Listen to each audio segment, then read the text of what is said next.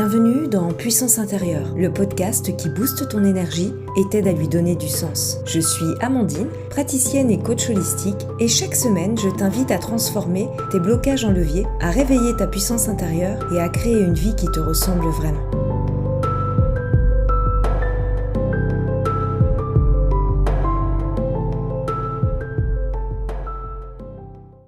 Si tu arrives directement sur cet épisode, bienvenue à toi. Tu peux rester, évidemment, on va parler croyances liées à la réussite et au succès. Mais si tu veux bien comprendre la logique de cette série, je t'invite à écouter mon épisode 1 de la série sur les croyances limitantes. On y avait posé les bases sur qu'est-ce qu'une croyance limitante. Tu verras, ça rend tout ce que l'on va explorer encore plus clair. Aujourd'hui, on entre dans le vif du sujet. Les croyances limitantes qui tournent autour de la réussite et du succès. Et tu vas voir, elles sont partout. Dans notre famille, dans les films, à l'école, avec les amis. Et sans que l'on s'en rende forcément compte, elles dirigent nos choix, un peu comme si on était en pilote automatique. Le petit rappel pratique avant de commencer, garde bien un carnet ou une feuille et un stylo près de toi, car on va faire plusieurs mini-exercices au fil de l'épisode. Si t'as rien sous la main, mets le podcast en pause et reviens. On va d'abord voir les croyances les plus fréquentes sur la réussite. Écoute bien si tu en reconnais quelques-unes. Si tu veux réussir, il faut souffrir. L'argent, ça change les gens. La réussite, c'est réservé aux autres. Je ne mérite pas mieux que ce que j'ai déjà. Tu vois, ces phrases, elles ont l'air banales, n'est-ce pas? Mais imagine, si tu crois vraiment que réussir rime avec souffrir, est-ce que tu vas réellement accueillir une opportunité simple et fluide? Non. Tu vas penser, c'est trop beau pour être vrai, doit y avoir un piège. Résultat, tu refuses tout ce qui pourrait te faire avancer. On va voir avec des exemples un peu plus concrets. J'ai l'exemple de Léa qui travaille super bien, mais quand une promotion s'ouvre, elle n'ose même pas postuler. Pourquoi? Parce qu'elle pense, depuis toujours, je ne mérite pas plus que ce que j'ai. Au final, elle reste au même poste depuis des années. T'as Kevin qui aimerait bien ouvrir une pizzeria, mais il se répète toujours, ça finira en faillite. Au résultat, la seule expérience d'entrepreneur qu'il a, c'est de servir ses parts de pizza à ses potes le samedi soir.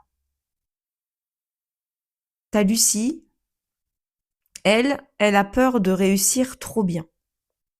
C'est quelque chose qui a toujours été mal interprété dans sa famille. Et parce qu'elle croit ça, elle a peur d'être rejetée par sa famille si elle sort du lot. Résultat, elle s'auto-limite inconsciemment pour rester à sa place. Lucas, lui, il a toujours cru que pour que la réussite soit valable, qu'elle soit reconnue, il fallait galérer. Quand une opportunité simple se présente, il la refuse direct. Il a toujours peur que ça soit pas légitime. Pour lui, si ça s'est pas passé dans la douleur, si ça s'est pas passé par quelque chose qui faisait mal, c'est que c'était pas du travail. Manon, alors elle voudrait investir, mais elle a toujours eu cette croyance, elle a toujours entendu ça depuis qu'elle est enfant, que investir, c'était risqué. Résultat, son argent dort sur un compte et elle passe à côté de projets qui pourraient changer sa vie. Tu vois, toutes ces histoires montrent une chose. Nos croyances déterminent nos décisions, bien plus que nos compétences réelles. Allez, on s'y met. Petit exercice pratique. Prends ton carnet et note la première chose qui te vient à l'esprit quand tu entends le mot réussite.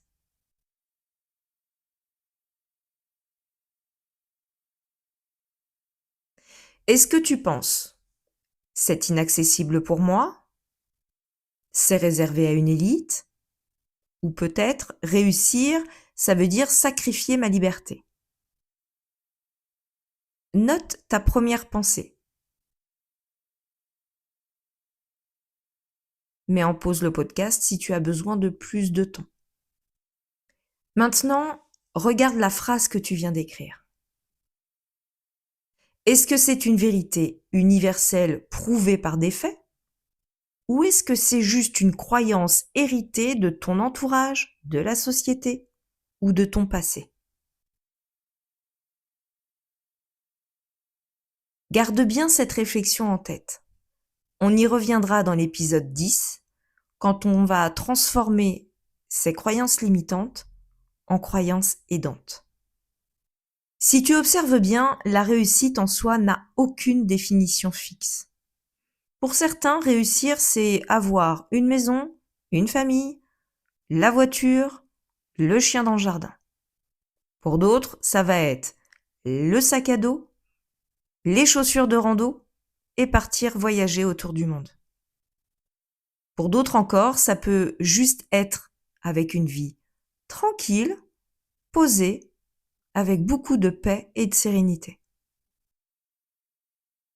Tout ça pour te dire que ce qui compte, ce n'est pas la définition officielle de la réussite, mais ta définition à toi. Et la question c'est, est-ce que ta définition de la réussite vient de toi ou des croyances que tu as héritées? Parce que sincèrement, si ton modèle de réussite ne t'appartient pas, tu vas courir après quelque chose qui ne te nourrit pas vraiment. Pour aller encore plus en profondeur, je vais te proposer une mini visualisation comme je ferais en travail de PNL. Avant de commencer, il va falloir t'installer confortablement. Et si tu es en train de conduire, garde les yeux bien ouverts, la concentration sur la route. Tes pensées peuvent voyager avec moi, mais le mieux est de refaire cet exercice plus tard. Si tu le peux, ferme doucement tes yeux et prends une grande inspiration. Puis expire lentement. Encore une fois, inspire profondément. Et relâche tout ce dont tu n'as pas besoin.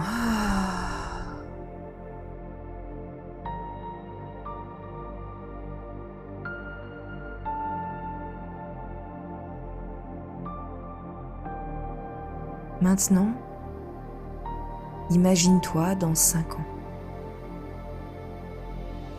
Projette-toi dans ce futur où tu as réussi dans le domaine qui compte vraiment pour toi. Regarde autour de toi. Où es-tu? Qui est à tes côtés?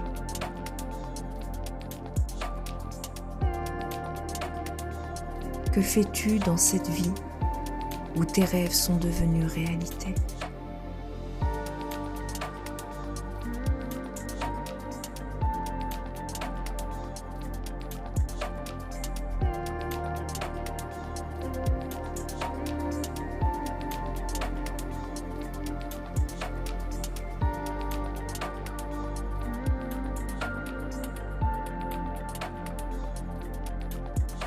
Observe aussi tes sensations. Comment te sens-tu à cet instant? Quelles émotions vibrent dans ton corps? Laisse tout cela venir naturellement, sans chercher à contrôler.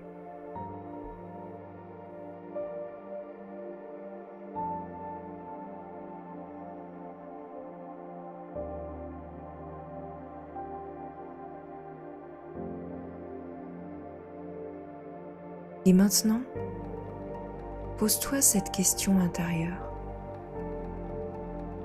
Quelle croyance limitante devrais-je laisser derrière moi pour que ce futur devienne possible ?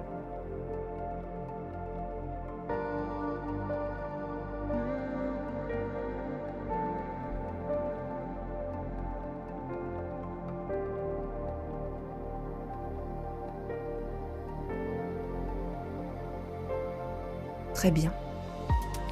Laisse cette réponse s'inscrire en toi comme une évidence. Puis demande-toi, quelle croyance aidante pourrais-je choisir d'adopter à sa place ? Une croyance qui t'ouvre, qui t'élève, qui soutient ton chemin.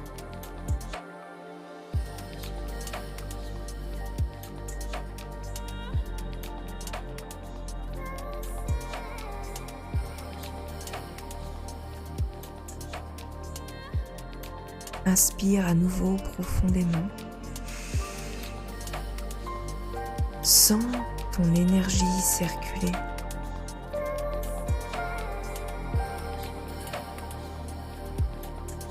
Et quand tu seras prêt, ouvre doucement les yeux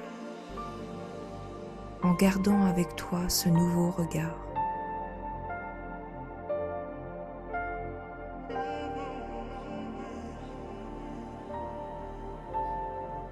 Prends le temps de noter cette croyance dans ton carnet. Même une seule phrase suffit, car c'est déjà une graine semée dans ton inconscient. Mets en pause de nouveau le podcast si tu as besoin de plus de temps.